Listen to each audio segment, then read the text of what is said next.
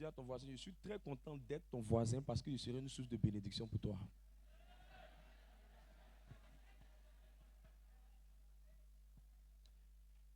Il dit quoi? Ton voisin ne t'a pas dit ça aussi?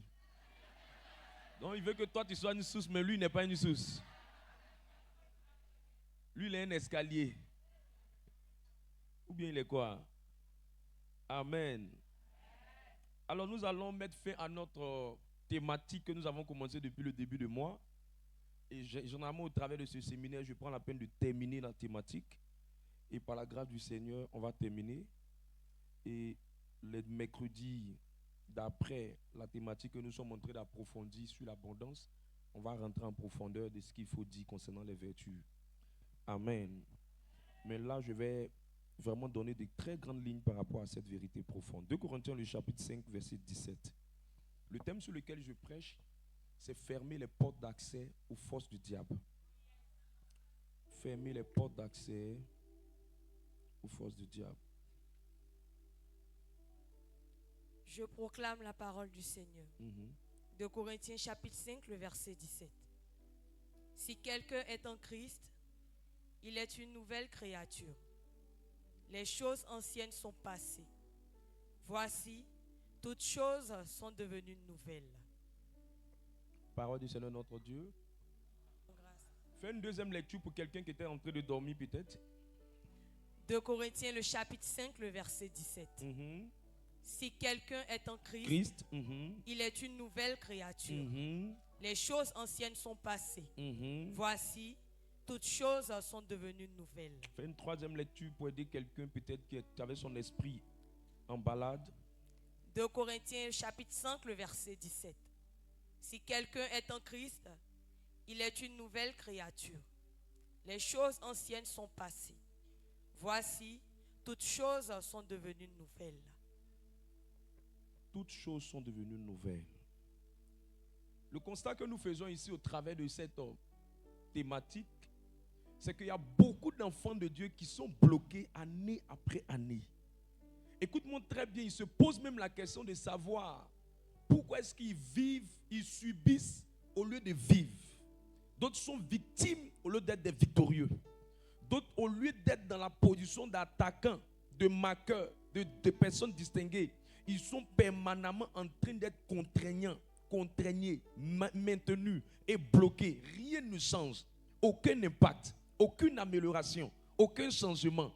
Alors qu'ils sont chrétiens selon eux depuis 10 ans, d'autres depuis 25 ans, d'autres même depuis la préhistoire où c'était les prêtres qui étaient blancs là. Mais malgré ça, il y a des choses qui sont toujours bloquées, des choses qui sont toujours stagnantes. Rien n'évolue de particulier pour eux.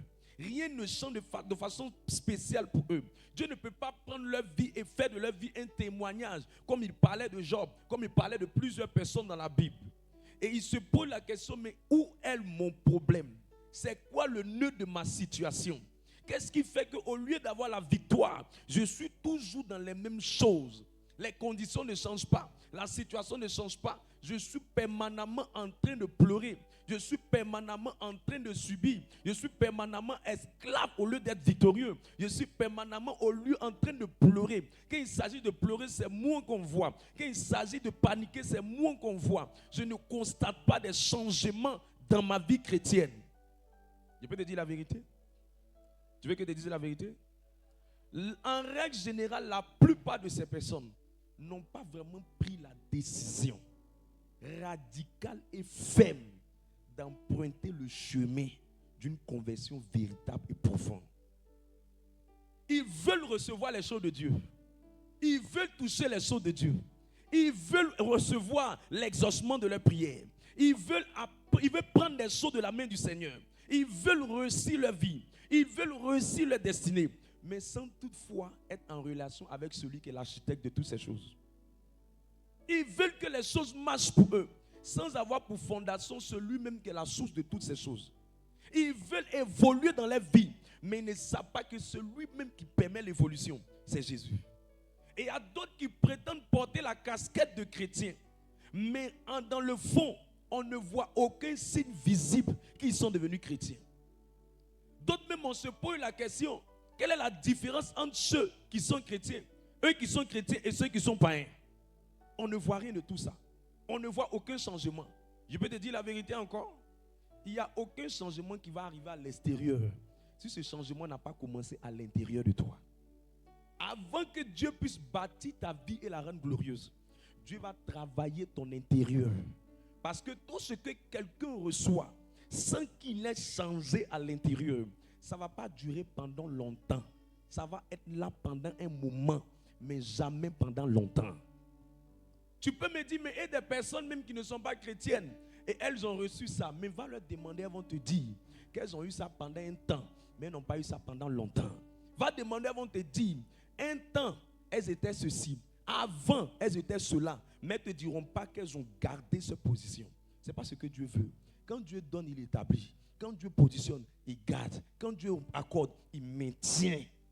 Mais ce qui n'est pas de Dieu, ça vient pour quelque temps et après ça disparaît. Et je crois même que c'est la méthode de Satan pour séduire ceux qui n'y sont pas. Pour qu'il leur montre que vraiment lui peut faire pour eux, alors qu'il ne peut rien faire pour eux. Le vrai chemin, la vraie voie, le vrai chemin, la véritable source, la véritable base, c'est Jésus. C'est Jésus.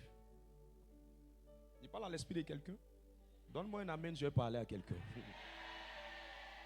Dis à son voisin, on ne se fâche pas avec lui. Dieu merci pour la permission. Et l'une des choses qui confirme que tu acceptes que le Seigneur fasse le travail à l'intérieur de toi, c'est le fait de décider de l'accepter comme ton Seigneur et ton Sauveur. L'une des choses qui montre que tu as décidé de prendre une résolution ferme pour emprunter le chemin d'une nouvelle personne, de devenir la nouvelle créature en Christ, c'est que tu as dit à Jésus que Dieu veut vraiment marcher à ta suite. Tu as décidé de le suivre et de faire de lui ton sauveur et ton Seigneur. Et cette expérience est appelée la nouvelle naissance. Cette expérience est appelée naître de nouveau. Cette expérience est appelée une rencontre véritable et sérieuse avec Jésus. Maintenant, il ne peut jamais avoir de rencontre véritable, intime, profonde avec Jésus sans qu'il produise dans ta vie un changement. Ce n'est pas possible. Il n'y a aucune personne dans l'histoire qui a fait la rencontre avec Jésus et il est ressorti avec la même vie. C'est impossible.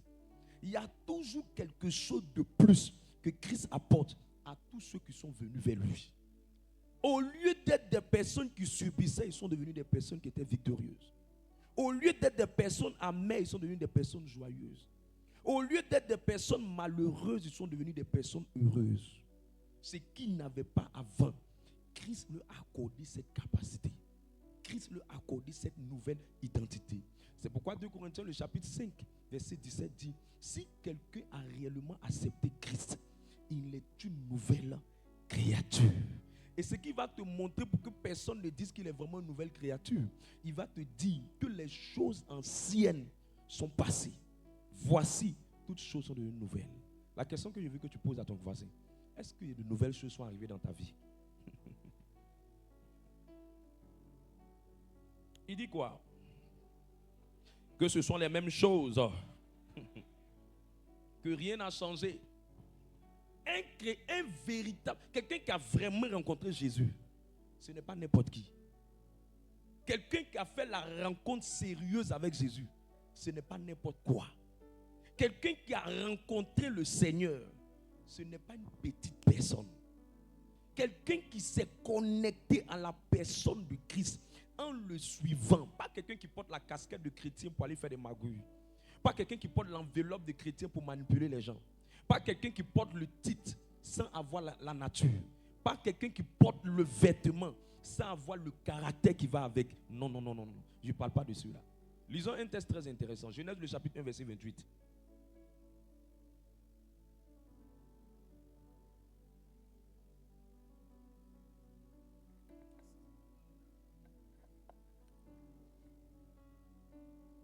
Genèse le chapitre 1, le verset 28. Dieu les bénit. Dieu les bénit. Et Dieu leur dit. Et Dieu leur dit. Soyez féconds, multipliez. Commence à partir du verset 27, s'il te plaît. Il y a un élément que je cherche dedans. Genèse chapitre 1 à partir du verset 27. Dieu créa l'homme à son image. Il le créa à l'image de Dieu. Il créa l'homme et la femme. Relis encore. Dieu créa l'homme à son image. Il le créa à l'image de Dieu. Il créa l'homme et la femme. Il créa à son image, il créa l'homme et la femme. L'homme qui a été créé ici, là, c'est l'homme qui ressemblait à Dieu. L'homme qui a été créé ici, là, c'est l'homme qui avait le caractère de Dieu. Maintenant, c'est la conséquence maintenant qui est au verset 28. Allons-y. Dieu les bénit. Dieu bénit cet homme qui lui ressemble. Et Dieu leur dit. Dieu bénit ces hommes qui leur ressemblent. Et puis il relâche maintenant des paroles de bénédiction sur eux. Allez-y. Soyez féconds. Il dit soyez féconds. Multipliez. Il dit multipliez. Remplissez la Il terre. dit remplissez. Et l'assujettissez. Il dit assujettissez. Et La partie qui me dominez plaît. sur les Et il dit poissons de la dominer mer. sur les poissons de la mer. Regarde, chrétien, c'est pas petit quelqu'un. Si vraiment tu ressembles à Jésus dans ton caractère, l'une des choses qui va t'arriver, c'est que tu vas marcher dans la domination. C'est pas toi qu'on va dominer, c'est toi qui vas dominer. Quand vous voyez un chrétien qui ne domine pas, c'est que sa nouvelle naissance est remise en cause. Ou soit sa nouvelle naissance n'est pas remise en cause, c'est qu'il n'est pas conscient de cette nouvelle naissance. C'est pour ça que beaucoup de chrétiens sont amers, sont haineux, sont en train de vivre des vies qu'ils ne doivent pas vivre. Parce qu'ils ne voient pas le pouvoir de ce qu'ils sont devenus en Christ. Parce qu'ils ne voient pas l'importance et la valeur, les bénéfices de ce qu'ils sont devenus à partir du fait qu'ils ont donné leur cœur à Jésus. Non. Quand tu rencontres Jésus, quand il y a une véritable rencontre, une expérience profonde, pas une expérience de groupe, pas une expérience de quartier, pas une expérience de paroisse, mais une expérience personnelle et intime avec Jésus, et que Christ rentre en toi, et que Christ vit en toi, et comme Paul, ce n'est plus toi qui vis, et c'est Christ qui vit à l'intérieur de toi. Je dis, il n'y a aucun esprit qui peut tenir devant toi pendant longtemps. Je te dis la vérité. Il peut essayer de s'agiter, mais si tu es convaincu de ta position, il va finir par s'incliner sous tes pieds. Je lève ma main et je prie que la vie chrétienne de quelqu'un ne soit pas une vie chrétienne bizarre, mais qu'elle soit une vie chrétienne de qualité. Jean le chapitre 10, verset 10. Je veux expliquer à quelqu'un qui comprenne la valeur et les avantages du fait de se convertir profondément. Parce que si tu ne comprends pas ça, tu vas mépriser cet aspect-là. Il y a trop de chrétiens qui ont raté leur base chrétienne. Ils n'ont pas travaillé sur les rencontres avec le Seigneur. Il y a des gens, tu leur demandes, est-ce que tu as rencontré le Seigneur? Tout le monde commence à répéter, j'ai rencontré Jésus, j'ai rencontré Jésus. J'ai dit pourquoi? Qu'est-ce qu'il prouve? Quels sont les signes? Qu'est-ce qu'il me demande? Il te dit parce que je vais à l'église. Aller à l'église entretient. Aller à l'église n'est pas c'est pas aller à l'église qui fait que tu rencontres le Seigneur. Aller à l'église vient entretenir. C'est quelqu'un qui a voiture qui va au lavage. Quelqu'un qui n'a pas voiture ne va pas aller au lavage. De la même manière, quand quelqu'un a reçu Christ, c'est cette personne-là qui rentre dans la nouvelle naissance, qui rentre dans le chemin du christianisme pour travailler maintenant sa vie chrétienne, pour améliorer sa vie chrétienne. Mais avant tout, il doit vivre l'expérience de la nouvelle naissance. Il y a une métamorphose qui se fait en l'intérieur de lui. Il y a un déclic qui se crée en lui. Jean 10, 10. Jean chapitre 10, le verset 10. Le voleur ne vient que pour dérober, égorger et détruire. Et détruire. Moi, je suis venu afin que les brebis aient la vie. Les brebis aient la vie. Le mot vie là, c'est un type de vie qu'on appelle la vie Zoé. C'est un type de vie qui dit que tu ne laisses plus les choses essayer de t'influencer, mais c'est toi qui influences. Parce qu'à l'intérieur de toi, il y a la sémence de Jésus. À l'intérieur de toi, il y a la nature de Christ. À l'intérieur de toi, il y a Jésus qui habite. C'est cette vie-là qui parle. Une vie de qualité, pas une vie de quantité. Une vie chrétienne de qualité. Un type de vie chrétienne qu'on voit. Tout le monde est unanime. Celle-là, elle a changé.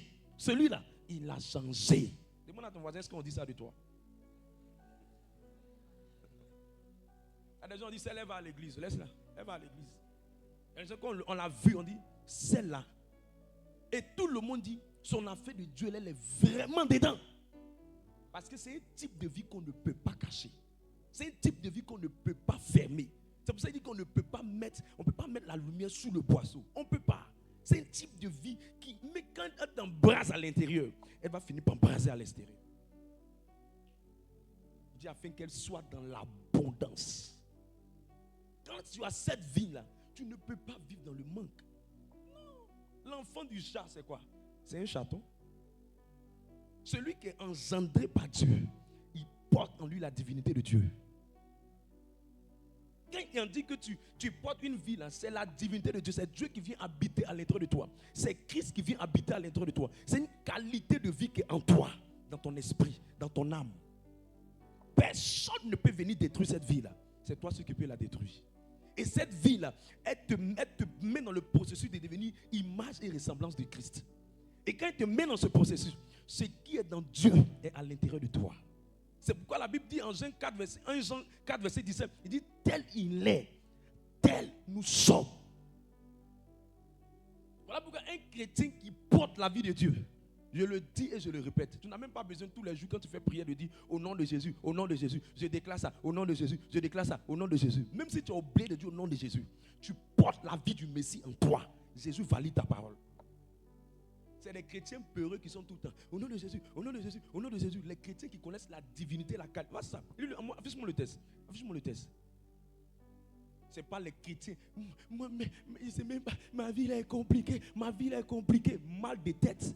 Mal de tête. À cause de mal de tête, tu es en train de devenir bizarre. Tu ne connais pas la vie que tu as. Tu connais pas la vie que tu as. Ah, c'est chrétien moustico. Allons-y. 1 Jean 4, le verset 17. Tel il est, tel nous sommes dans ce monde. C'est en cela que l'amour est parfait en nous, afin que nous ayons de l'assurance. Ce qui me plaît, il n'a pas dit tel il est, tel nous sommes au ciel. Il dit tel il est là. C'est comme ça que nous pouvons opérer sur la terre. Quelqu'un m'a dit, toi tu veux dire quoi? Que toi tu es Dieu. Il dit, mais tu sais que tu ne connais pas la Bible. La Bible dit que ceux qui portent la sémence de Christ là, ils sont des petits dieux. Enfant de lion, c'est lionceau. Enfant de Dieu, c'est qui? C'est petit Dieu. Maintenant, si tu ne me crois pas, il te donne le texte. Jean 10, 34. C'est toi qui marches au marché et puis tu es froissé, tu es bizarre. Quoi? Quand je connais la qualité de vie que je mène, quand je connais ma racine avec Christ, je connais la divinité à l'intérieur de moi. Tout ce qui vient devant moi, je dis. Peut-être que je ne l'ai pas maintenant, mais je ne mourrai pas sans que j'ai cette chose. Quand tu es là, non, je n'ai pas, c'est compliqué. Non, nous là, on est les enfants de pauvres. Quoi? Enfants de quoi, cocotti? Parce qu'il ne veut même pas dire le mot là même. Tu connais le type de vie que tu as? Tu connais ce qui a été fait à la croix pour toi? Chemin de croix qu'on fait là, ce n'est pas pour manger cuidin, hein? C'est pour te faire comprendre le poids du sacrifice. Pour que tu apprécies la valeur de ta divinité. Tu as un côté spirituel en toi. Je suis venu réveiller ce côté-là. Les gens pensent qu'on est juste chrétien parce qu'on est juste en train de se promener. Qui a dit ça? Lis-moi le texte. Jean 10, verset 34. Jésus leur répondit. N'est-il pas écrit dans votre loi? Il y a montré la loi où c'était écrit là. On va prendre ça tout à l'heure. Vous êtes des dieux. Vous êtes des dieux. Hey, tu es plus dangereux que le plus grand fétiche de Bondoukou. Tu es plus dangereux que le plus grand fétiche du Bénin.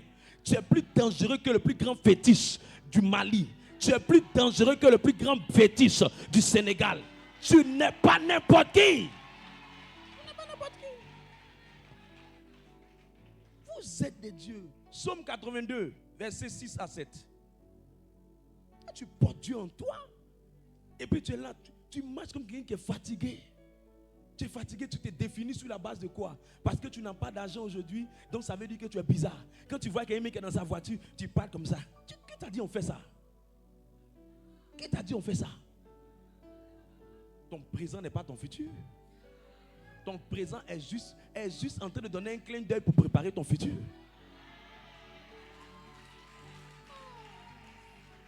Psaume 82, verset 6. Lis mon texte. Psaume chapitre 82, à partir du verset 6. J'avais dit. J'avais dit. Ça veut dire qu'il avait déjà dit ça avant. Mais il va venir répéter encore. Vous êtes des dieux. Vous êtes des dieux. Vous êtes tous des fils du Très-Haut. Dieu Très-Haut. Quoi? Attends. mal de gorge. Elle a mal de gorge. Elle court. Ouais, médicament. C'est qui ça là? C'est qui ça là? Tu n'es pas enfant de porc, hein, tu es enfant de Dieu. C'est pas poulet de chair qui manque qui te fait. Hein. Tu as la divinité de Dieu à l'intérieur de toi. Tu te lèves et puis tu dis, hé, mal de gorge. Sors! Il t'a donné l'autorité. Regarde ce qu'il va dire par la suite qui me fait mal. Verset 7. Cependant, vous mourrez comme des hommes. Cependant, ça veut dire comme vous ne comprenez pas que vous avez la divinité en vous, comme vous ne comprenez pas que j'habite en vous, comme vous ne comprenez pas que chaque fois que vous allez à la messe, que vous mangez la communion, c'est moi qui rentre en vous, comme vous ne comprenez pas votre côté spirituel, votre côté surnaturel, votre côté divin, comme vous ne comprenez pas, regardez ce qui va vous arriver. Vous tomberez comme un prince quelconque. Vous tomberez. Il y a comment les gens meurent. Il y a comment les gens meurent facilement. Il y a comment les gens abandonnent. Je te dis la vérité. Il y a un mystique dans ton entreprise. C'est lui qui déménage, c'est pas toi qui déménages. Oui. S'il y a une personne qui doit abandonner, c'est lui qui abandonne. C'est pas toi qui abandonne. Il y a un sorcier dans ta cour. C'est lui qui va changer de maison. Toi, tu vas rester. Tu paniques, non, modéré, mes femmes, oh, les sorciers sont assis là-bas.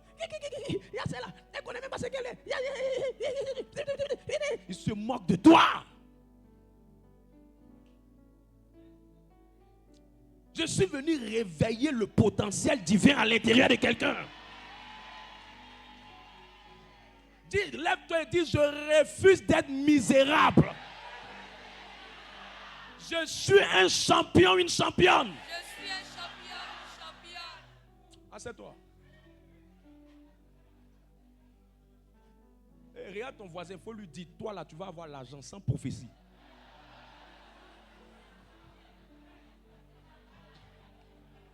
Si tu te demandes comment, il faut lui dire, tu pries dans le climatiseur. Tu sais que c'est n'importe qui prie dans le climatiseur. Maintenant, il dit quoi maintenant?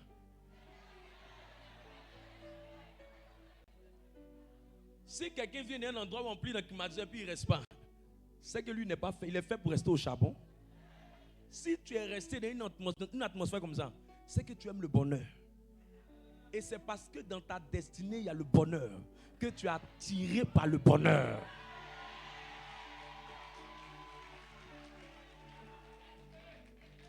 Je prie et je prophétise que quelqu'un rentre dans sa divinité.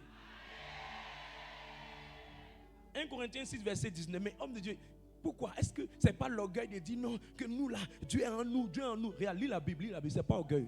C'est la vérité. Quand tu dis ce qui est vrai, ça marche. Quand tu ne dis pas ce qui est vrai, ça ne marche pas. Parce que ce n'est pas parce qu'il a dit que ça marche. C'est parce qu'il a dit, toi tu confirmes en disant que ça marche. 1 Corinthiens 6, 19. 1 Corinthiens chapitre 6, verset 19. Ne savez-vous pas que votre corps est le temple du Saint-Esprit? C'est le quoi? Le temple du Saint-Esprit. C'est le quoi? Le temple du Saint-Esprit. Et le Saint-Esprit est où? Qui est en vous. Qui est au ciel? Qui est en vous. Il est au marché? Qui est en vous. Il est à Djamé? Il est au Black? Qui est en vous. Il est à Koumassi? Qui est en vous. Il est au quartier? Qui est en vous. On dit en vous, en vous, en vous, en vous. Ça veut dire à l'intérieur de vous. Maintenant, pourquoi tu vas te mépriser? Pourquoi on dit un corps où le temple du Saint-Esprit habite? Toi, tu méprises ce corps. Toi, tu te négliges. Parce que les garçons te regardent, tes pieds se mélangent. C'est par rapport à quoi? Tu n'as pas confiance en ce que Dieu a mis à l'intérieur de toi? Parce que tu es devant quelqu'un qui est un peu plus positionné que toi, tu es complexé. Pourquoi? Par rapport à quoi? Dis à ton voisin, sois de ce complexe-là. Jésus est à l'intérieur de toi. Et il peut agir à tout moment. Au nom de Jésus. Au nom de Jésus. Jean le chapitre 1 verset 12. Jean le chapitre 1 le verset 12. Mais à tous ceux qui l'ont reçu. À ceux qui l'ont reçu. À ceux qui croient en son nom. À ceux qui ont mis leur confiance en lui. Elle a donné le pouvoir de devenir enfant de Dieu. Elle a donné le pouvoir. Ça veut dire que quand vous devenez enfant de Dieu là, on vous initie au pouvoir. On est dans un royaume de pouvoir. Maintenant, toi, tu vis une vie ordinaire. On dit il y a pouvoir en toi, tu vis une vie ordinaire. Même dans manga, même là, Sangoku fait comme ça. C'est-à-dire que toi-même, On te dit que tu es devenu un chrétien, tu dois opérer dans le pouvoir. Ce qui est normal, c'est que quand un garçon vient prendre ton nom et que tu vois que le gars là te plaît, on dit qu'il y a un pouvoir en toi. Tu prends son nom. On dit qu'il s'appelle Jonas. Tu attrapes Jonas dans la prière. Tu dis Malik Ebe et Irados. Remani Manouche Malada. Tu dis, moi, Jonas, moi, Blandine, on ne joue pas avec moi. On ne joue pas avec mon cœur. On ne vient pas s'amuser avec mon âme. Tu vas me marier. Tu vas me marier. Tu vas me marier. Tu vas me marier.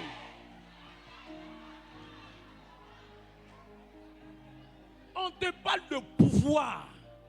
Attends, dis à ton voisin, pouvoir là, c'est quoi? C'est pour ça que quelqu'un m'a dit une parole injuste qui m'a marqué. Il dit tout ce que Satan sait faire là, c'est parce qu'il a vu ça chez Dieu. Et que Satan ne peut rien créer. Il a compris que c'est tellement profond. Mais nous, on croit que tout ce qui est pouvoir là, c'est pour Satan seulement. Maintenant, tout ce qui est trop naturel là, c'est pour Dieu. Donc Dieu là, son côté là, c'est naturel. Quand c'est simple, quand c'est facile, quand il n'y a pas de miraculeux, de surnaturel, c'est normal. Non, il y a un pouvoir en toi. Tu es rentré dans un royaume où on t'a initié à être mystérieux. C'est pourquoi on dit que tu as un pouvoir.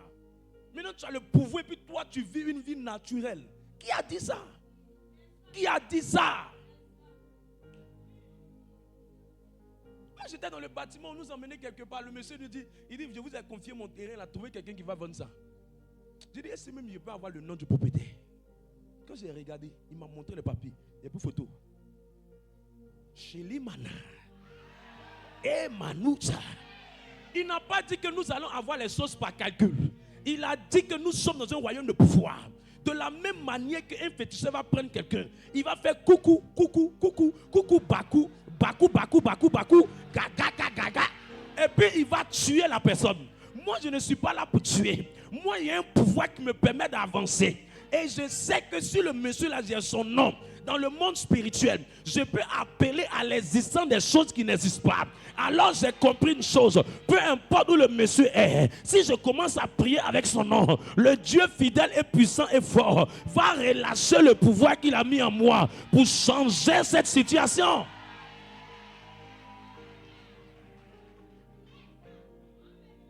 Hey, il y a un pouvoir en toi. Arrête de te mépriser. Ça fait que ta vie chrétienne, tu ne la vis pas bien. Ça fait que tu n'arrives pas à vivre la qualité de vie que Dieu t'a donnée. Non. Tu as été positionné dans les lieux célestes.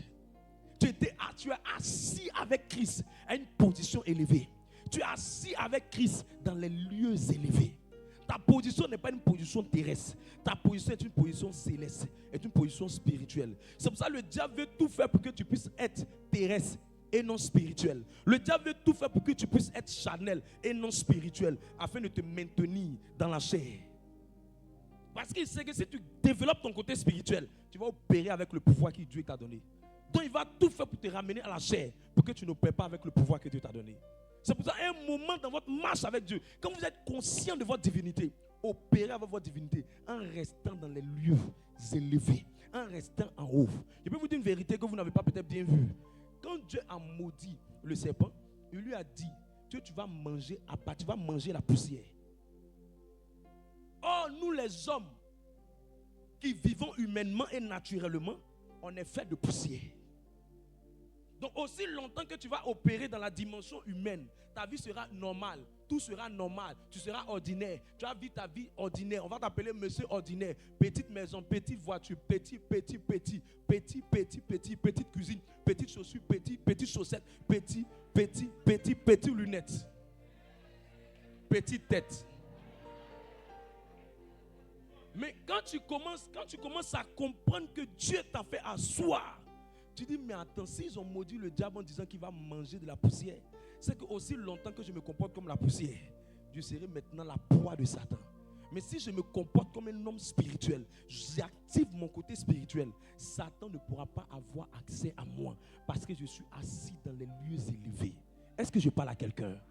Est-ce que je parle à quelqu'un? Prends le texte, tu vas lire ça. Apocalypse, le chapitre 12, versets 7 à 9. Ah, je vais parler à quelqu'un. C'est pour ça que la vie chrétienne, on attrape notre cœur pour bien la vivre. Parce qu'il y a tellement d'avantages dedans. Quand tu vois quelqu'un qui ne connaît pas ce qu'il y a dans la vie chrétienne, il s'amuse avec sa conversion. Il s'amuse avec sa rencontre véritable avec le Seigneur. Il joue avec ça. J'ai dit à quelqu'un, je ne peux pas venir souffrir pour vivre une vie qui plaît à Dieu. Et puis il est venu souffrir dans la société. C'est injuste. Notre souffrance en tant que chrétien, c'est la souffrance d'obéir à la volonté de Dieu. Ce n'est pas la souffrance de manger. Ce n'est pas la souffrance de boire. Ça là, c'est une malédiction imposée. Et toi tu acceptes, non, c'est ma croix. La croix que tu dois porter là, c'est marcher à sa ressemblance. C'est ça qui n'est pas facile. C'est ça qui demande la force. C'est ça qui demande la grâce. C'est ça qui demande la volonté. Mais les autres choses, c'est ton partage dans le nom de Jésus. Celui qui me dit un amen puissant, ça descend sur nous. Allons-y, Apocalypse 12. Apocalypse chapitre 12, à partir du verset 7. Et il y eut guerre dans le ciel. Michel et ses anges combattirent contre le dragon.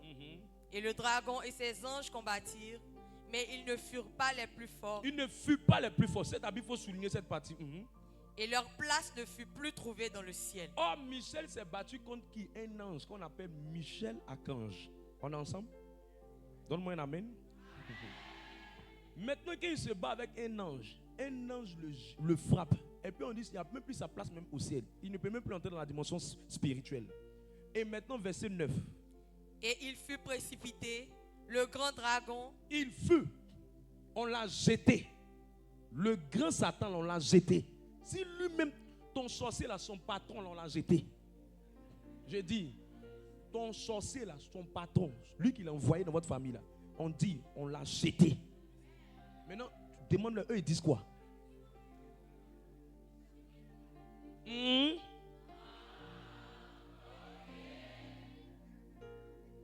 Continue.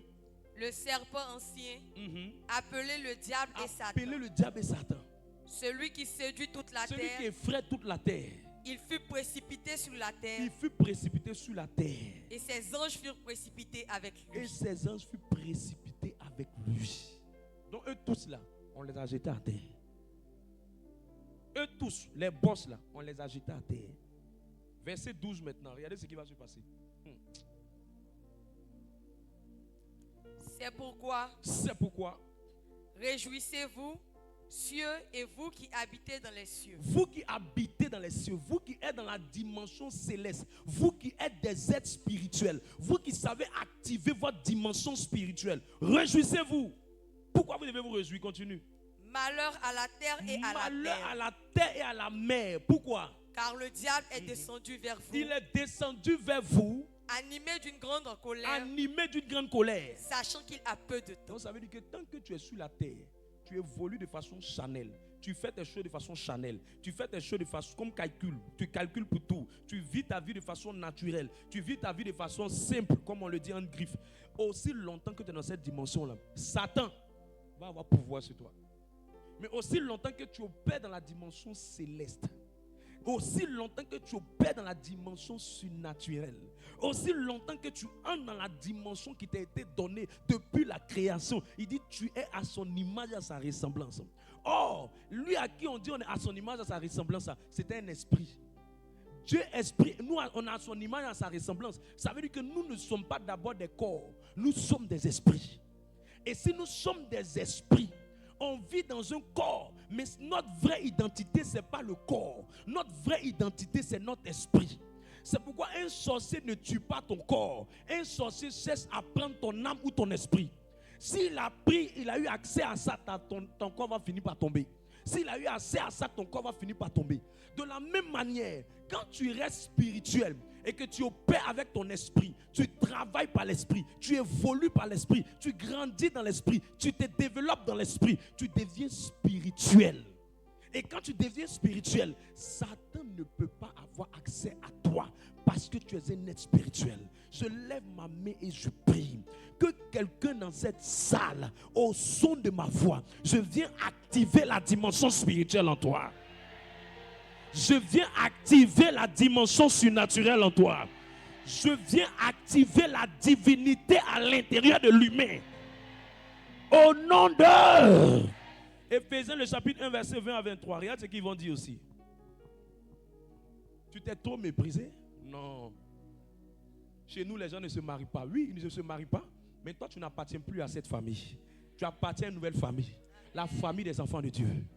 Chez nous, dans notre famille, les gens ont tel combat. Oui, ils ont ce combat-là.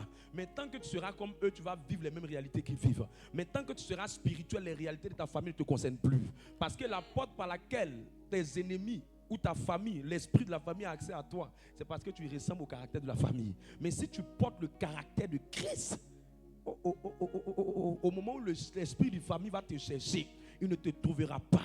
Au moment où ils vont faire les réunions de famille, quand ils t'appellent, disent ton nom, ce n'est pas toi qui viens. Parce que ce n'est plus toi qui vis, c'est Christ qui vit en toi. Alors Christ va venir dire, vous demandez après qui? Ils vont dire c'est le feu, ce n'est pas le feu, c'est la divinité à l'intérieur d'elle qui est sortie. Je viens prophétiser sur quelqu'un, que le Christ à l'intérieur de toi soit relâché, que le Christ à l'intérieur de toi soit libéré. Les 200 personnes qui vont se lever et qui vont dire, je prends ma divinité, je reçois ma divinité, je marche dans la divinité au nom de... Si tu savais qu'ils sont en train de réveiller quelque chose en toi. Je peux te dire la vérité. Il n'y a personne qui doit te faire au travail.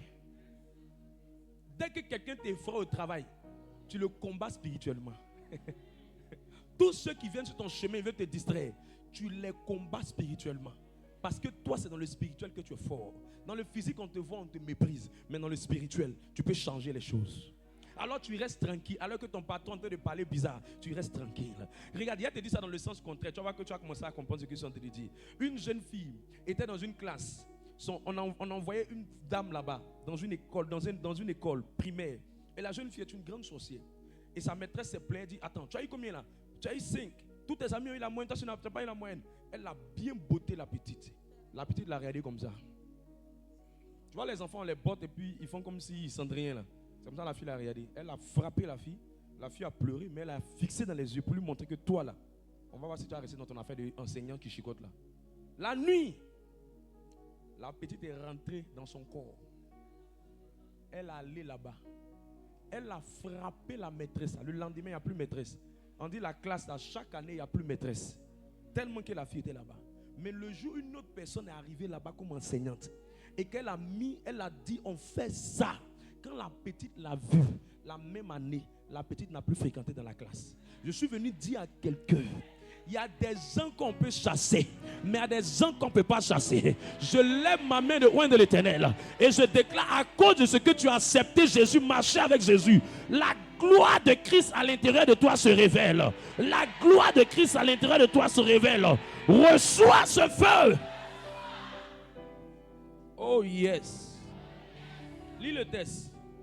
Éphésiens chapitre 1, les versets 20 à 23. Ah, j'envie. Si je pouvais renaître de nouveau plusieurs fois, il allait renaître de nouveau plusieurs fois. Parce que j'ai compris que quand tu attrapes bien en fait de Jésus, quand tu attrapes bien en fait de Jésus, il y a quelque chose en toi qui sort.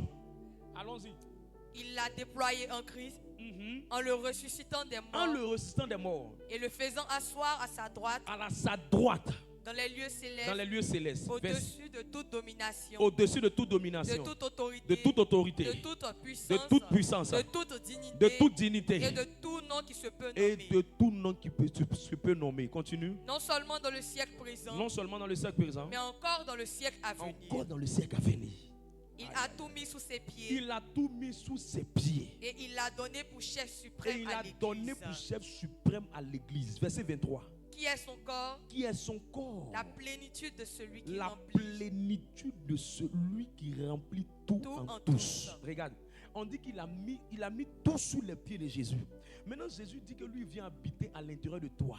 Ce qu'on a mis sous les pieds de Jésus là, s'il vient habiter à l'intérieur de toi, ça sera sous les pieds de qui?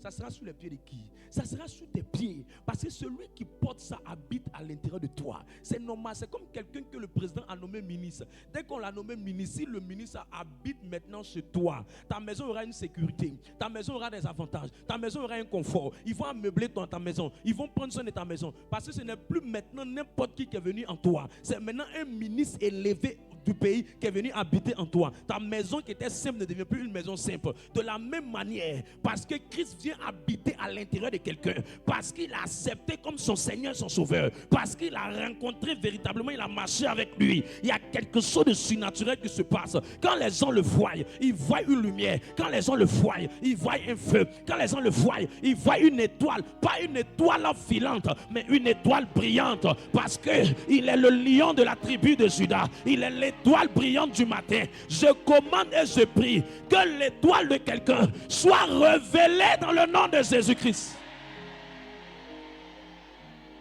Oh yes! Est-ce que je peux parler à quelqu'un? Makabaladado Shabradia. Allons-y avec le texte suivant. Quand la divinité, quand quelqu'un devient spirituel, prends le texte, prends Éphésiens 2, versets 4 à 6. Quand quelqu'un devient spirituel, quelqu'un attrape Jésus. Attrape Jésus? Moi, je ne te comprends pas. Non, je suis le garçon le plus fort. C'est moi qui cherche les filles. C'est moi qui. Lui là, un franc-maçon va le tuer. Il va pas mourir vite. C'est pour ça que remarquez, tous ceux qui ont fait ça en Grèce sont morts prostate. Les vieux fatigués là. Ils ont cherché les petites filles. Ils sont fatigués. Parce que la divinité n'a pas pu s'installer en eux. Parce qu'ils ont joué avec la chair. Or, quand tu luttes pour ne pas tomber dans les faiblesses de ce monde, tu luttes pour ne pas tomber dans les manquements de ce monde, tu luttes pour ne pas vivre une vie qui n'honore pas le Seigneur, tu fais tout pour garder ton cœur proche de Christ. Ton niveau spirituel ne peut jamais être pareil que quelqu'un qui est en train de se promener. Jamais. Je dis jamais. Éphésiens 2. Éphésiens chapitre 2, les versets 4 à 6. Mais Dieu, qui est riche en miséricorde, à cause du grand amour dont il nous a aimés, nous qui étions morts par nos offenses, nous a rendu la vie avec Christ. Il nous a rendu la vie avec lui. C'est par grâce que vous êtes sauvés. C'est par grâce que vous êtes sauvés. Il nous a ressuscités ensemble. Prends directement c'est le verset combien qu'elle a? Verset 6. Vas-y, c'est ça, c'est ce qui m'intéresse. Il nous a ressuscités ensemble. Il nous a restés ensemble. Et nous a fait asseoir ensemble dans les lieux célestes. Et nous. Dis à ton voisin, c'est nous. C'est nous. C'est nous tous. Il nous a fait asseoir dans les lieux célestes en Jésus-Christ. Quand j'entends que Dieu m'a fait asseoir, je ne sais pas pourquoi toi tu vas accepter de ne pas chercher à être à la tête et puis tu vas chercher à vouloir être à la queue. Un chrétien qui n'aime pas être devant, il n'a pas un problème même. Est-ce qu'il est converti même? Un chrétien qui ne veut pas que sa vie avance, est-ce qu'il y a quelque chose de normal sur lui? Parce que ton identité spirituelle confirme que tu dois être toujours dans une position élevée. On n'a pas dit de marcher sur les gens pour être élevé, non. Il y a beaucoup d'étoiles dans le ciel, mais elles ne se coignent pas. Il y a beaucoup d'éléphants dans la bourse, mais ils ne se coignent pas. Ça veut dire que l'éclat de ton étoile n'a pas besoin de contredire l'étoile de quelqu'un d'autre. Tant que Dieu a dit que tu seras une étoile qui va monter, il n'y a pas une étoile de quelqu'un qui va te distraire. Regarde, ne sois pas jaloux de quelqu'un qui est en train de se marier, parce que peu importe l'étendue de la nuit, l'intensité de la nuit, l'étoile finira toujours par briller. Je lève la main et je prophétise que ton étoile puisse prendre son éclat, plus prendre son éclat, plus briller comme ça doit briller, dans le nom de Malé Shabradia. Ah, nous avons pris la décision de marcher avec lui. Il n'y a rien qui peut nous amener derrière. Il n'y a rien. On est zélé pour lui. On est épris pour lui. Jean le chapitre 3 verset 3. Jean le chapitre 3 le verset 3. Jésus lui répondit: en vérité, je te le dis, si un homme ne naît de nouveau, il ne peut voir le royaume de Dieu. Il ne peut voir quoi? Le royaume de Dieu. Le royaume de Dieu. Ça veut dire que tout ce qui est dans le royaume là, pour pouvoir avoir accès, il faut être né de nouveau. Il faut devenir spirituel. Il faut l'accepter. Il faut faire de lui ton Seigneur, ton Sauveur. Il faut marcher à sa suite. Il faut marcher à sa ressemblance. Il faut te conformer à sa parole. Quand tu tombes, ça ne veut pas dire que tu ne vas pas tomber. La Bible dit que le juge va tomber. Quand tu tombes, ne demeure pas dans le péché. Vous savez, le problème, ce n'est pas le péché. Le problème, c'est rester longtemps dans le péché. Longtemps, tu es dedans, tu es à l'aise. Tu vis avec un gars qui ne t'a pas marié, mais tu es à l'aise. Tu sois avec ta grosse serviette, ton pyjama percé, et tu es à l'aise. La personne n'est plus dans cette salle, elle n'est plus ici. Elle n'est plus dans cette communauté, ou bien elle est toujours ici. Elle a changé de communauté maintenant. Tu dois, au fait, je n'ai pas dit que tu n'as pas tombé. Je n'ai pas dit que tu n'as pas fléchi. Je dis, quand le péché vient frapper à ta porte, quand tu commences à voir que c'est quelque chose qui n'est pas bon, tu ne veux pas rester longtemps dedans. Tu ne veux pas prendre plaisir à ça. C'est pourquoi le pouvoir de la confession, la confession est un grand pouvoir. C'est pour ça qu'on va se confesser pour dire, Seigneur, je ne veux pas demeurer dedans. Quelqu'un ne peut pas faire 1 semaine, 2 semaines, à l'aise dans le péché, joue dans le péché. Non, tu vas tomber, mais ne sois pas à l'aise dans cette vie. Je parle à quelqu'un. Ne prends pas plaisir à vivre dans la fornication. Ne prends pas plaisir à vivre avec quelqu'un que tu n'as pas marié. Ne prends pas plaisir à mentir, à voler. Ne prends pas plaisir à te masturber avec tes vilains doigts, avec tes vilains doigts.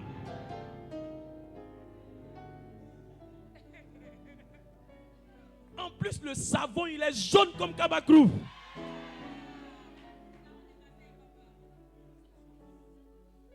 Que tu voies mon visage dans cette douche. Que tu voies mon visage dans cette douche.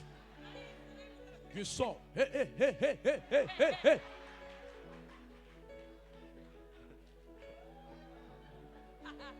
Je parie que c'est lui-même qui veut se masturber. Quand il va voir mon visage sortir des carreaux de la douche.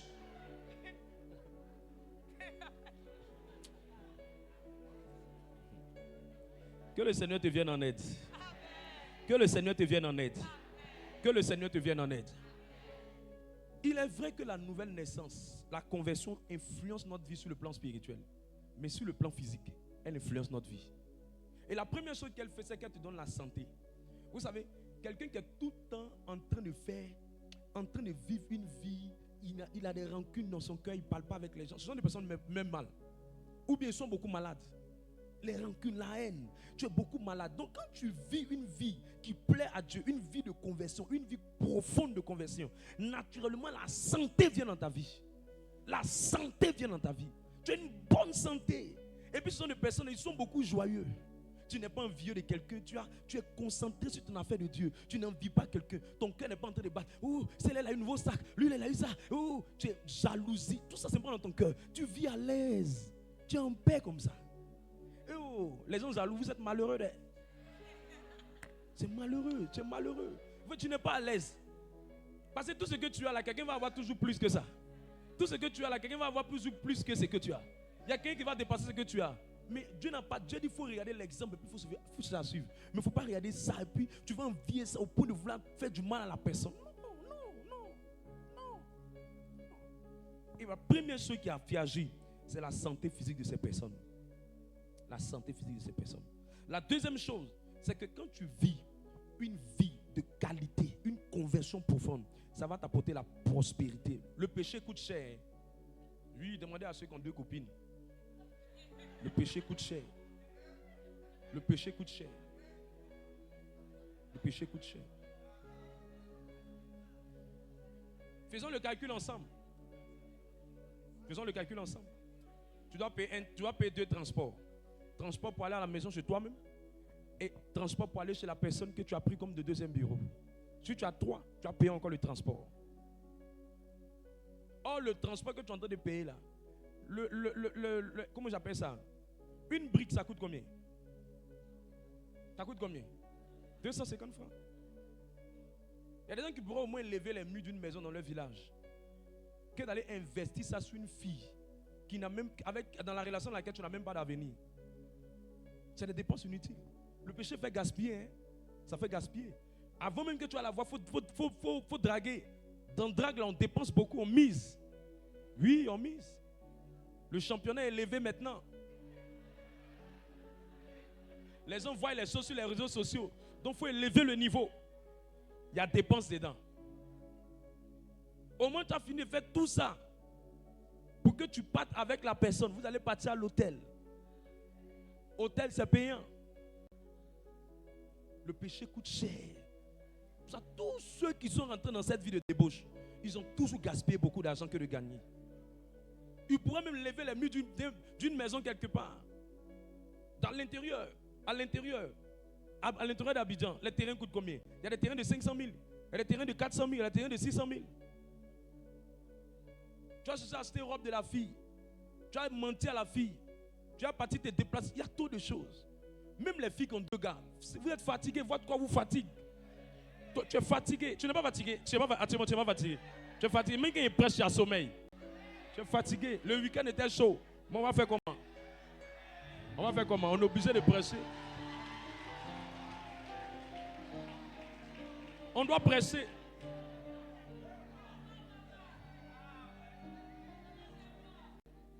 Ça gaspille l'argent, ça gaspille ton corps. Pourquoi ça gaspille ton corps? Tu ne vas jamais avoir le même corps que tu avais. Quand tu as commencé à vivre une vie désordonnée, puis après, jamais le même corps. Jamais. Jamais. Plusieurs mains sur un corps, ça ne peut jamais être pareil. Ça ne peut jamais. Dieu a toujours voulu que ce soit une seule main. Plusieurs mains. Il utilise toutes les pommades qu'il veut. Ça va te faire vieillir. Ta poitrine va descendre. Tes formes vont descendre. Ton visage va descendre. Tu vas pâlir. Il y a quelque chose que tu perds. Il y a quelque chose que tu perds. Alors que tu pourrais gagner beaucoup en étant prospère. Les gens vont finir de coucher avec toi. C'est ta chance qu'ils vont prendre. C'est tes grâces qu'ils vont prendre. C'est ton avenir qu'ils vont prendre. Tout ça, c'est là, ça rend pauvre. Ça rend pauvre. Moi, j'ai remarqué que la plupart des gens qui sont profondément convertis, ils deviennent facilement prospères. Tu n'as pas besoin de beaucoup de travail pour prospérer. Tu as juste besoin d'avoir une vie sobre. Tu n'as pas besoin d'avoir beaucoup d'argent pour prospérer. Une vie sobre, une vie rangée. Maison, travail, prière, maison, travail, prière, un peu de divertissement dedans. Maison, travail, prière, un peu de divertissement. Tu vas devenir prospère. Tout ce qui prend l'énergie là, c'est le péché. Tout ce qui prend l'argent, c'est le péché. Je vais prouver ça à quelqu'un. Je vais prouver ceci. Tu vas le mettre même ton argent où ta main n'arrive pas. C'est parce que tu veux faire quoi? Tu veux prouver quelque chose à quelqu'un. Sinon, tu as quoi à prouver? Si tu as un sac, ton sac à main qui est là, ça te va. Tu vas avec ça. Mais tu veux vouloir te jouer les dangereux. Tu vas vouloir te mettre dans des dépenses inutiles. Je prie que le Seigneur nous aide à la conversion profonde. Autre chose, la troisième chose, c'est que ça te permet d'avoir des relations de destinée. Personne ne veut aider un orgueilleux. Quand tu es humble, là, tu es entouré de bonnes personnes. Tous ceux que vous voyez qui n'ont pas beaucoup, n'arrivent pas à se faire des amis, des bons amis. Pas des relations à Tchoupou, beaucoup de relations autour de toi inutiles. Je parle des bonnes relations, des relations qui t'ajoutent, qui t'apportent, qui t'amènent quelque part. Les bonnes relations. Généralement, ça vient des gens qui ont un bon caractère, qui sont humbles. Vous voyez des gens qui ne connectent pas facilement. Ils finissent la prière, ils s'en vont. Ils n'ont même pas d'amis, ils n'ont pas quelqu'un pour les conseiller, ils n'ont pas quelqu'un qui communique. C'est des gens qui ont un mauvais caractère. Les porcs épiques. Ils ont des comportements de cactus. Vous connaissez les cactus? Ils ont des comportements de cactus, des comportements difficiles à vivre. Les gens ne peuvent pas vivre avec eux. Ils ne peuvent pas avoir des amis pendant longtemps. Ils ne peuvent pas avoir des relations pendant longtemps. Et il n'y a personne pour les aider. Or, derrière toute destinée, il y a toujours quelqu'un qui a aidé quelqu'un. Il y a toujours quelqu'un qui a fait quoi? Qui a aidé quelqu'un. Et quand ça bloque tes relations, ça va bloquer ton mariage. Vous voyez, c'est un ami qui devient un mari. C'est un ami qui devient un mari. Tous les célibataires, il y a un mauvais caractère à l'intérieur de vous.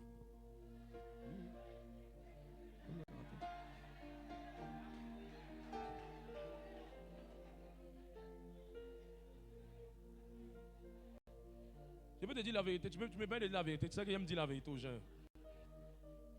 Je suis allé prendre un temps de retraite pour une femme qui avait perdu, son mari était parti. Et j'ai prié.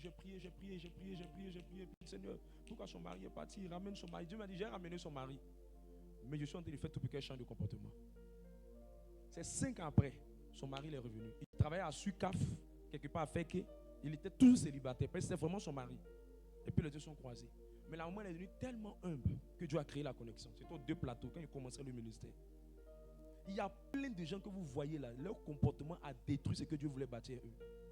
Et quand Dieu te dit de te convertir bien là, ce n'est pas seulement pour toi, mais il y a aussi pour tes relations avec les autres. Dans tes relations avec les autres. Est-ce que vous savez que quelqu'un qui est capable de supporter quelqu'un de difficile, ce n'est pas parce qu'il est bête, mais c'est parce qu'il est profondément humble.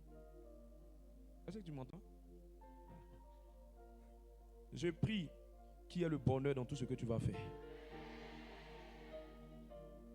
2 Timothée 4, verset 15. Ça apporte le progrès dans la vie.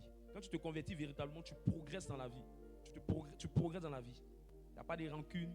Tu ne cherches pas à garder quelqu'un dans ton cœur. Tu ne cherches pas les histoires. Tu progresses dans la vie. 2 Timothée 4, 15. Qu'est-ce qu'il va dire? 2 Timothée chapitre 4, le verset 15.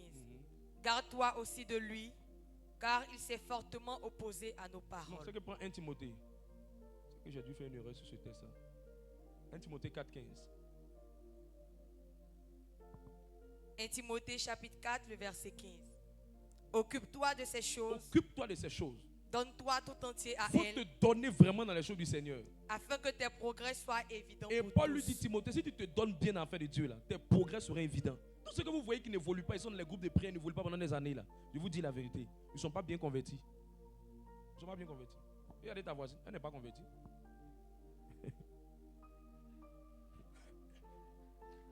J'ai tenté de régler une affaire, puis j'ai dit à quelqu'un, quand quelqu'un t'offense, quand quelqu'un te blesse, quand quelqu'un te fait du mal, que tu aies raison, ou quand quelqu'un t'offense, ou que quelqu'un te fait du mal, quelle est la démarche que la Bible demande? Parce que nous on est chrétiens. La démarche que la Bible demande c'est quoi? La démarche que la Bible demande pour nous qui sommes chrétiens, c'est même qu'on a raison, même qu'on n'a pas raison, on n'a qu'à faire le premier pas. Tu ne connais pas faire de Dieu. Hein? C'est ça là qu'on montre qu'il est chrétien. Elle dit, yay! Yay! Dieu aussi, il est compliqué. Hein? C'est ce que la personne m'a dit. Dieu aussi, il est compliqué. Alors que c'est la Bible qui demande ça. Matthieu 5, verset 23. Il ne faut pas qu'on me regarde comme phobie. C'est pourquoi en matière d'histoire, celui qui fait le premier pas est plus converti que celui qui ne fait pas le premier pas. Oui.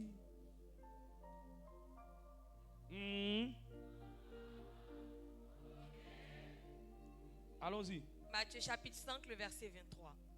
Si donc tu présentes ton offrande à l'autel, et que là tu te souviennes que ton frère a quelque chose contre toi, laisse là ton offrande devant l'autel. Ce qui me plaît, Jésus, c'est qu'il ne dit pas qu'il faut aller jeter ton offrande, il laisse là. C'est-à-dire que Jésus ne joue pas les offrandes. Jésus. La partie, il faut souligner cette partie, il ne faut pas oublier. Jésus ne dit pas, va avec ton offrande. Jésus dit, laisse là ton offrande. Dis à ton voisin, laissons nos offrandes. Parce qu'on ne sait jamais, en voulant aller régler le problème là, ça peut ne pas marcher et puis tu vas partir offrande là. Il dit, laisse, il faut laisser. Allons-y. Et va d'abord te réconcilier avec ton frère. Puis, viens présenter ton offrande. Vas-y encore. Accorde-toi promptement avec ton adversaire pendant que tu es en chemin avec lui, de peur qu'il ne te livre au juge, que le juge ne te livre à l'officier de justice et que tu ne sois mis en prison. Regarde, on dit accorde-toi avec ton adversaire. Lui-même, il est ton adversaire. Il veut te faire du mal. Il faut t'accorder à lui. Tu connais Dieu. Tu connais Dieu. Mais pour Dieu, là, c'est ça qui fait que sa divinité en toi marche. C'est que les hommes trouvent difficile à faire. Quand toi tu fais, Dieu t'élève plus. Voilà pourquoi il y a beaucoup de chrétiens qui sont dans la forme, mais ils ne sont pas dans le fond. Comme ça, il y a peu aussi que Dieu élève dans la masse des chrétiens. Mais toi, cette année, tu seras un chrétien renouvelé et réveillé. Cette année, tu seras un chrétien renouvelé et réveillé. L'autre chose, c'est le repos. Quand tu es vraiment converti, tu es beaucoup en repos. Tu as le repos. Tu as le repos. Le repos, c'est quoi? C'est une vie qui est tranquille. C'est une vie qui est tranquille. C'est une vie qui est tranquille. C'est une vie qui est tranquille. Moi, je parle toujours des exemples de ma grand-mère. Ma grand-mère a vécu jusqu'à pratiquement plus de 100, on peut dire 110 ans même. Mais elle était tranquille. Ce n'est pas les gens qui font les histoires. Elle n'était pas dans les histoires. Elle était dans le repos. Elle était tranquille. Tranquille. Tranquille. Regarde, quand tu es vraiment converti, tu fais tout pour éviter les histoires. Tu fais tout pour être en paix. Tu fais tout pour être en joie. Tu fais tout pour que ta vie soit bien. Tu n'es pas dans compétition avec quelqu'un. Tu n'es pas dans comparaison avec quelqu'un. Tu n'es pas ici en train d'aller voler. C'est tout ça qui crée beaucoup de problèmes. Tu n'es pas en train de voler ça. Tu n'es pas en train de détruire ça. Tu n'es pas en train de marcher sur le pied de quelqu'un ici. Les hommes qui cherchent à te faire du mal, mais eux-mêmes finissent par revenir vers toi. Parce qu'ils se rendent compte que tu es dans le repos. Et ça là, c'est qu'on est vraiment converti. Dieu nous donne ça. Ça, il dit en Matthieu le chapitre 11, il dit, venez à moi vous qui êtes fatigués et chargés, je vous donnerai le repos. Mais pour que vous ayez ce repos là, vous devez marcher dans mes instructions. Marcher dans mes instructions. Marcher dans mes instructions. Que le Seigneur t'accorde cette capacité au nom de Jésus. Que le Seigneur t'accorde cette capacité au nom de Jésus. Que le Seigneur t'accorde cette capacité au nom de Jésus. Alors si notre divinité est aussi forte et puissante, si Dieu a mis tout en nous pour qu'on opère dans le spirituel. Si Dieu a mis beaucoup de capacités en nous alors que nous marchons avec lui, pourquoi il y a beaucoup de gens qui sont souvent en train d'emprunter le chemin, mais ils se rendent compte que Satan arrive à les dominer? La sorcellerie, les occultistes, les sciences ésotériques et j'en passe, continuent de les malmener. de les embrouiller, de les influencer. On dit, mais elle est chrétienne et puis il y a ça. C'est comme dans un village, je vous ai déjà expliqué l'histoire. Un maître de chœur, ils sont allés faire évangélisation quelque part. Le maître de chœur est venu diriger la chorale. Il était vraiment inspiré. Il fait ses notes bien. Bien. Il y a quelqu'un dans la chorale là-bas qui était jaloux du maître de chœur. Ils sont partis chanter dans un village. Le gars a vu, il était jaloux. Il allait spirituellement prendre le sexe, excusez-moi du terme, du maître de chœur. Et il allait accrocher ça spirituellement sur la cloche. Et nous, on était partis là-bas. C'est une évangélisation du renouveau. On était partis là-bas. Et puis l'homme de Dieu a reçu la parole. Il dit, je reçois une parole. Il y a quelqu'un qui est en train de souffrir. Parce que le maître de chœur a chanté un seul jour. Deuxième jour, on ne voit pas le maître de chœur. Troisième jour, on ne voit pas le maître de chœur. Déjà, le maître de chœur est en train de souffrir quelque part là-bas. Ils ont pris une partie de son sexe pour aller accrocher ça en sorcellerie quelque part. Donc il crie, comme s'il avait les nids. Alors qu'il est venu en parfaite santé. Et on s'est posé la question, mais comment maître? On dit maître de cœur. Comment Satan peut le malmener comme ça?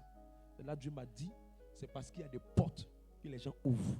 Et ils ne font pas l'effort de fermer ces portes. Quelqu'un est avec moi? Et comme ces portes-là sont ouvertes, Satan a accès et il détruit leur vie. Quand vous voyez quelqu'un qui dit, moi on a prié pour moi, la maladie qui était partie est revenue, c'est qu'il y a une porte qui s'est ouverte. Quand vous voyez quelqu'un, il dit non, je ne comprends pas, on chasse les esprits de ma famille mais ils reviennent, c'est parce qu'il y a une porte ouverte. Qu'est-ce qui dit ça? 3 textes qui confirment que les portes peuvent s'ouvrir. Éphésiens le chapitre 4 verset 27.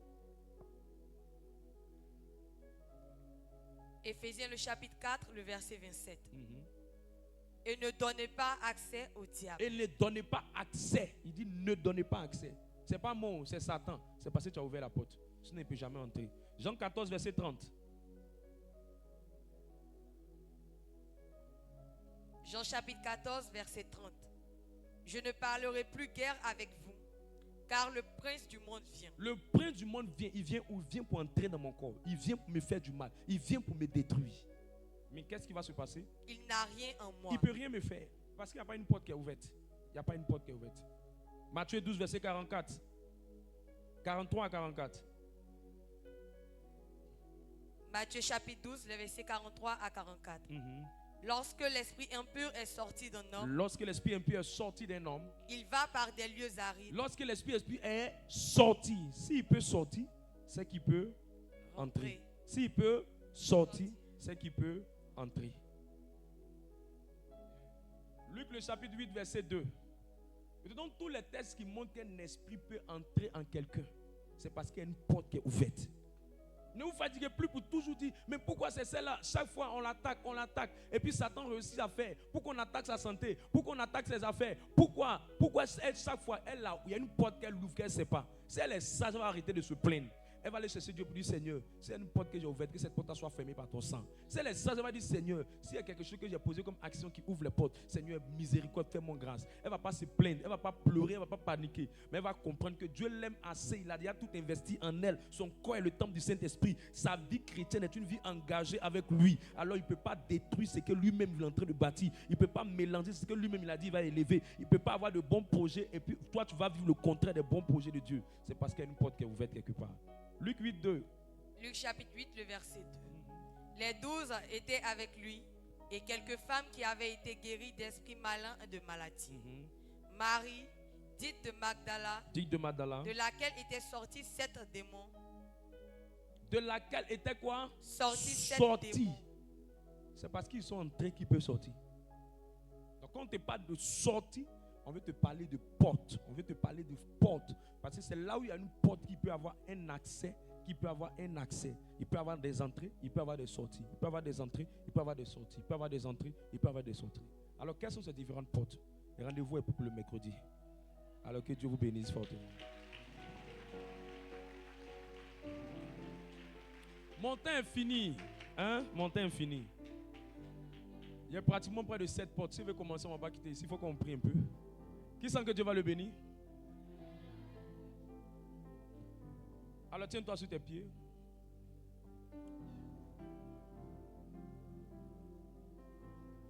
Merci Saint-Esprit. On va simplement demander pardon au Seigneur pour toutes les fois où il y a une porte qui a été ouverte quelque part dans notre vie. On va demander de nous faire miséricorde pour toutes les fois où il y a une porte qui a été ouverte quelque part. Demande sa miséricorde, demande-lui pardon.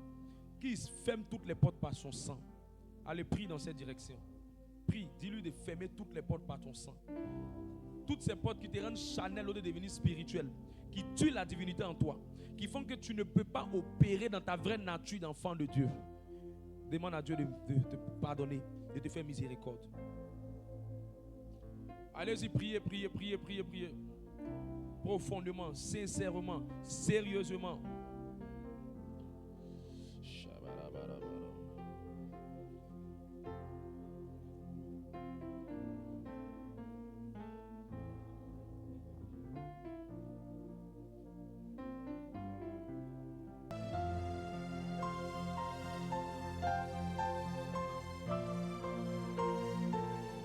Père, merci pour ta grâce.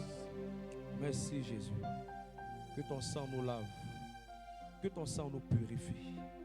Aide-nous à emprunter un chemin de conversion profonde et véritable. Prends pitié de nous. Accorde-nous ta miséricorde. Lave-nous de nos péchés. Donne-nous d'être à ton image, à ta ressemblance. Enlève tout ce qui en nous ne te plaît pas. Ferme toutes les portes pour que Satan ne vienne plus contrôler, manipuler. Que notre divinité soit activée. Que la dimension spirituelle en nous soit activée. Que la lumière à l'intérieur de nous soit activée. Donne à quelqu'un de marcher sur le chemin profond de conversion. Visite-le, visite-le, visite-le profondément. Jésus, merci pour ta grâce. Merci pour ta grâce. Merci pour ta grâce. Merci pour ta grâce. Tu vas attraper la main de ton voisin et tu vas prier pour demander au Seigneur de l'aider à se convertir. On s'attrape 2 ou 3. Dis au Seigneur, donne-lui de véritablement se donner à toi, de se